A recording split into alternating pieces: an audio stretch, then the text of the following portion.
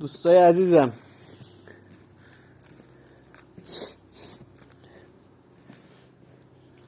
یه بسته پوشال گرفتیم، یه مقدار خاکره گرفتیم، اینا رو با هم قاطی میکنیم، میریزیم تو کف مزرعه‌مون. مزرعه 400,000 متری. اینم ترموستات اون سری فکر کنم نشون دادم بهت. بله، سمپاشی کردیم، کف و شستیم تمیز، بخاری هم که آوردیم و اما قاطی کردن این پوشالا با خاکره ها و آره داداش، پوشالا رو بریزیم داخل تمیز کنیم. داخل قاطی میکنیم. بس منو buradan götürüyor. اوکی میکنیم اونا رو دیگه.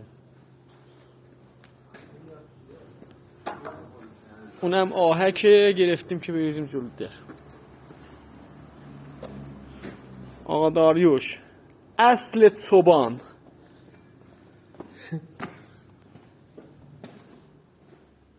داشم داریوش اصل صبان.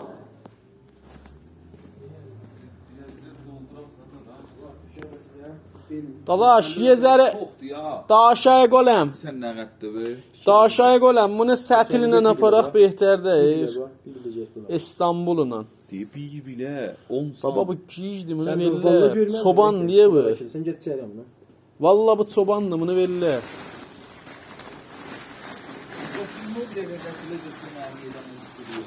خب این مثل اینکه سنگینه و میگن فیلمو قطع کن، من ولی قطع نمی‌کنم، اینجوری برمی‌دارم. Yorulmuyorsunuz. Sen o yan çok ağırdı bak. خیلی سنگینه.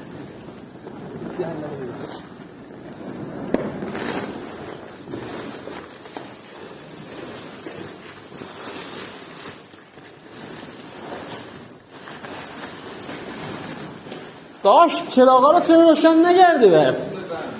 یابه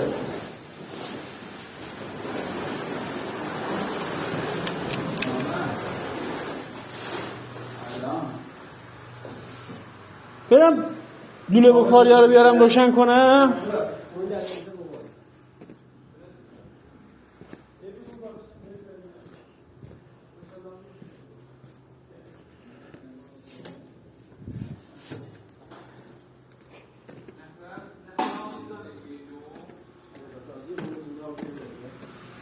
داش نخواره الان حافظون کنی بریم این برامون گیر میکنی، اینا رو بریزیم بعد تمام شد آخر آوزیم. خب من گوشی رو میخواید بذارم یه گوشه فیلم بگیردمون؟ آره؟ میخواید گوشی رو بذارم یه گوشه بمونه فیلم بگیره ما کار کنیم؟ آره یه کاش یه دونه از این پای گوشی ها بیاریم. بذارم کجا دیدش؟ اینجا خوب. آره بذارم روی این جعبه فیوز فعلا وایسه.